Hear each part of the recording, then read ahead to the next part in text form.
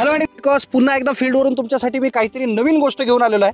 मी आज आहे हळदीच्या शेतामध्ये, म्हणजेच टर्मरिकमध्ये. Scientific name curcuma longa. Typically आपण हळद याच्या बाबतीत ऐकत असताना नेहमी ऐकतो की हळद हे टिपिकली क्रॉप सिओफाईट आहे. याचा अर्थ काय, ते शेड लविंग आहे.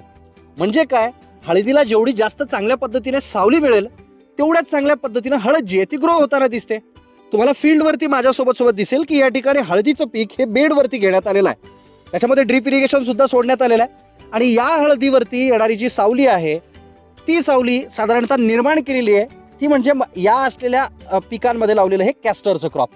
एरंडाचं हे पीक या ठिकाणी तुम्हाला दिसेल, ज्याच्या मदतीनं दोन फायदे आहेत. एक तर असलेल्या हळदीला सावली सुद्धा मिळते. नंबर 2, याच्यापासून कॅस्टरचं प्रोडक्शन होतं, ज्याला टिपिकली ऑइल प्रोडक्शनसाठी सुद्धा वापरलं जातं.